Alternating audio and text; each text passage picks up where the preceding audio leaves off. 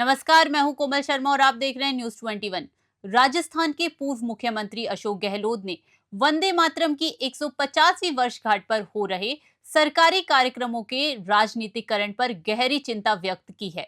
शुक्रवार को जयपुर स्थित अपने आवास पर प्रेस वार्ता को संबोधित करते हुए गहलोत ने आरएसएस और केंद्र की भाजपा सरकार पर स्वतंत्रता आंदोलन की विरासत को कमजोर करने का आरोप लगाया। उन्होंने कहा कि भाजपा और आरएसएस का इरादा कांग्रेस की त्याग, तपस्या और कुर्बानी की शानदार विरासत को समाप्त करना है। गहलोत ने तीखे लहजे में कहा कि भाजपा को धर्म के नाम पर सत्ता मिली है, लेकिन इसका मतलब यह नहीं कि वे कांग्रेस की विरासत को खत्म करे। पूर्व मुख्यमंत्री ने आरएसएस पर सीधा हमला करते हुए कहा कि उनका स्वतंत्रता आंदोलन से कोई संबंध नहीं रहा। उन्होंने दर्शकों तक तिरंगा नहीं लगाया और संविधान को नहीं माना। उन्होंने याद दिलाया कि सरदार पटेल ने स्वयं आरएसएस पर प्रतिबंध लगाया था और अब वे उन्हीं पर अपना अधिकार जता रहे हैं। गहलोत ने स्पष्ट किया कि कांग्रेस की विरासत ही देश के स्वतंत्रता आंदोलन की विरासत है और इसे किसी को भी समाप्त करने का अधिकार नहीं है, ताकि आने वाली पीढ़ियां केवल आरएसएस या भाजपा को इतिहास में याद रखे। उन्होंने आरएसएस से पूछा कि क्या उन्होंने कभी अपनी शाखाओं में वंदे मातरम गाया है, क्योंकि उनका गीत तो नमस्ते सदा वत्सले है। उन्होंने मांग की कि 150वीं जयंती ऐसे मनाई जाए जिसमें हिंदू, मुस्लिम, सिख, ईसाई सहित पूरा देश सम्मिलित हो, न कि इसे केवल भाजपा का कार्यक्रम बनाया जाए। जयपुर से ब्यूरो रिपोर्ट। तो ये 150वीं जयंती जो है, ये निर्णय तो ठीक है, इसका स्वागत करना चाहिए, पर इनका जो निर्णय किया, कोई इन्वॉल्वमेंट दिखता नहीं मेरे को कहीं देश के अंदर। ऐसे प्रोग्राम के अंदर तो बड़े रूप में समिति बनती है, जहाँ तक मैं समझता हूँ, पता नहीं उन्होंने बनाई बनाई, उसमें बड़े बड़े साहित्यकार, पत्रकार भी होते हैं, पॉलिटिकल पार्टी लोग भी होते हैं, और इस प्रकार से बहुत तरीके के साथ में मनाया जाता है। जो पहले भी कभी महात्मा गांधी की जयंती या कोई स्थिति आई हो इतिहास की, पर पता नहीं ये क्योंकि गिल्टी कॉन्शियस है, इनका विश्वास ना कभी संविधान में रहा। और वंदे मातरम की जो बात करते हैं, तो आप देखिए, मैं बताना चाहूँगा आपको, कुछ तो मैं लिख के दूँगा आपको, वो मैं एक तो खड़गे साहब ने आज जारी किया है दिल्ली में, आप तक पहुँच गया होगा, वो मैं आपको भी पोस्ट करूँगा, अगर आप चाहेंगे तो फिजिकल कॉपी, हार्ड कॉपी मिल जाएगी। तो जिस प्रकार से 1896 के अंदर फ्रीडम फाइटर्स के प्रेरणा गीत बन गया ये, और कलकत्ता अधिवेशन में 1896 में प्रथम बार गुरुदेव रविन्द्रनाथ टैगोर ने इसको शामिल रूप से गाया था। तो कांग्रेस के इतिहास के अंदर ये गीत जो है, वो जब से गाया गया तब से ही हमारी ब्लॉक कमेटी हो कांग्रेस की, या जिला हो, या स्टेट हो, या अधिवेशन हो, सब में गाया ही जाता है। मेरा आरोप है कि ये लोग जो है, ये विरासत को समाप्त करना चाहते हैं। जो फ्रीडम मूवमेंट की शानदार विरासत देश के सामने है, त्याग की, तपस्या की, कुर्बानी की, उसको भुला करके ये आरएसएस, जिसका कुछ समझ नहीं था, जो अंग्रेजों के शासन के अंदर उनसे मिले हुए थे, लोग सभी तरह से मिले हुए थे, तिरंगा झंडा नहीं लगाया उन्होंने 50-52 साल तक, संविधान को माना नहीं।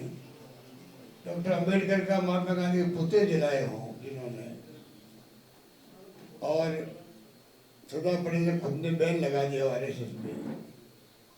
अब उनको चांस मिला है धर्म के नाम पे सत्ता मानने का, ठीक है, पर उसका मान ये नहीं कि आप जो है, जो विरासत कांग्रेस की है उसको समाप्त करने का काम करें।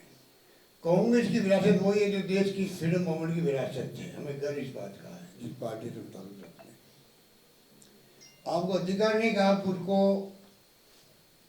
विरासत को समाप्त कर दो, और आने वाली पीढ़ी खाली आरएसएस को, बीजेपी को इतिहास में याद करे।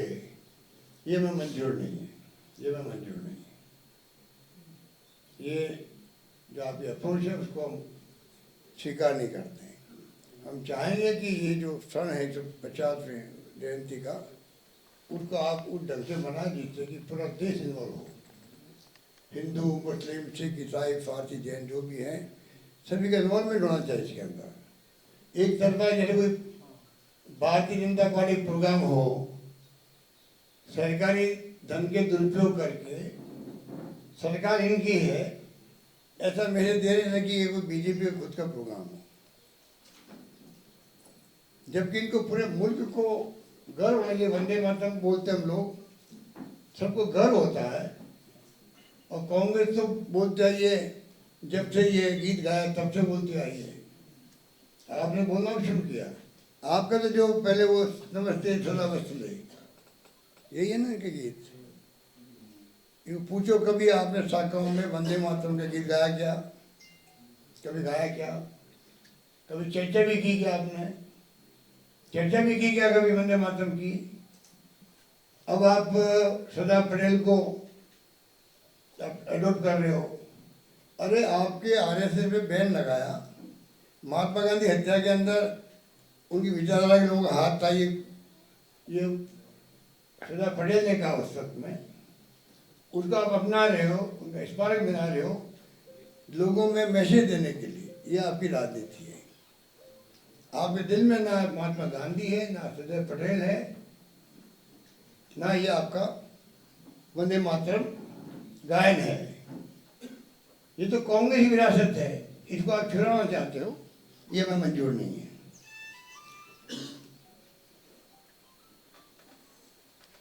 ये सोची से भी साजिश भी है, देश के इतिहास को, विरासत को और राष्ट्रीय प्रतीकों पर अपना अधिकार कैसे जमाएं। इसलिए मैं कहना चाहूँगा कि ये मौका ऐसा है कि सबसे पहले 1937 के अंदर यूपी विधानसभा के अंदर इसको प्रारंभ किया गया गीत के रूप में, और उस वक्त से ये जब शुरुआत इसकी हुई और 1938 के अंदर पंडित नेहरू ने खुद ने जो है ये कहा कि पिछले 30 वर्षों से अधिक समय से ये गीत सीधे तौर पर भारतीय राष्ट्रवाद से जुड़ा हुआ है। भारतीय राष्ट्रवाद से जुड़ा हुआ है। ऐसे जनता के गीत न तो किसी के मन पर थोपे जाते, न ही अपनी मर्जी से ये अपने आप ही ऊंचाई प्राप्त कर लेते हैं। और 37 के अंदर जब पुरुषोत्तम दास टंडन थे अध्यक्ष वहाँ के, तब ये गीत को शुरू किया गया गाने के रूप में यूपी विधानसभा के अंदर। ये बात है 37 की। उसी वर्ष जो है फिर पंडित जवाहरलाल नेहरू, मौलाना आज़ाद, सुभाष चंद्र बोस, रविन्द्रनाथ टैगोर, आचार्य नरेंद्र देव के नेतृत्व में भारतीय राष्ट्रीय कांग्रेस ने औपचारिक रूप से इसको वंदे मातरम को राष्ट्रीय गीत के रूप में मान्यता दी। आप कल्पना कीजिए, इतिहास गर्व करने लायक है। उसमें अभी ये सत्ता में आ गए अलग बात है। आज भी इस देश को जो कांग्रेस की है, उसकी विचारधारा की है, हमारा मानना है। और जिस प्रकार से ये राष्ट्रीय स्वयंसेवक संघ और ये लोग जिस प्रकार से अंग्रेजों के साथ में रहे तो सबको मालूम है। पर दोनों गीत जो है, जनगण मन भी और ये वंदे मातरम भी, इन दोनों पे कांग्रेस गर्व करती है। और इसीलिए मैं कहना चाहूँगा कि जिस प्रकार से ये जो तरीका अपनाया उन्होंने और जिस खतरनाक तौर से चल रहे हैं, राजनीति कर रहे हैं धन बल के आधार पर, और लड़ी विचारधारा की होनी चाहिए, वो होने की बजाय ये जिस प्रकार धर्म के नाम पर राजनीति करके चुनाव जीत रहे हैं। और मेरा मानना है कि जनता धीरे धीरे समझ गई है और आने वाले वक्त के अंदर इनको जवाब मिलेगा जनता से भी। आज दबाव में इलेक्शन कमीशन हो, चाहे वो देख रहे हो राहुल गांधी जी ने जो वोट चोरी वाली 3 प्रेस कॉन्फ्रेंस की है, पूरा देश हिल गया है कि ये वोट चोरी से अगर चुनाव जीतेंगे तो मायने क्या हुआ लोकतंत्र का। तो लोकतंत्र को खतरा जिस मुल्क में हो, जुडिशरी दबाव में, एजेंट इनके पास दुरुपयोग कर रहे लोग, लंबी कहानी में रोज बोलता रहता हूँ, मुझे कहने की आवश्यकता नहीं है। इसलिए मैं इस मौके पर आपको याद किया कि अब ये जो है विरासत को किस प्रकार समाप्त करें, जो फ्रीडम मूवमेंट की विरासत का देश ने दुनिया में लोहा मानती है। महात्मा गांधी के नेतृत्व में अहिंसा के बल पर जो है ये मुल्क आज़ाद हुआ।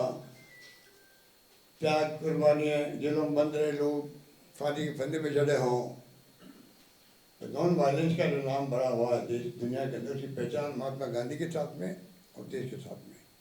उस विरासत को ये कैसे कोई बहाने से, ये तो इसमें भी राजनीति करते हैं, वंदे मातरम गीत के माध्यम से भी धार्मिक भावना भड़काते हैं। जैसे कि मैं चाहूँगा कि ये वंदे मातरम का गीत अपना आप के अंदर संदेश देता है भारतवासियों को। उस जमाने में देता था जब हिंदू, मुस्लिम, सिख, ईसाई सब मिलके फ्रीडम मूवमेंट लड़ते थे, तब ये उनका प्रेरणा स्रोत था गीत। उनको भी ये चुरा करके चाहते हैं विरासत को बदलने की बात।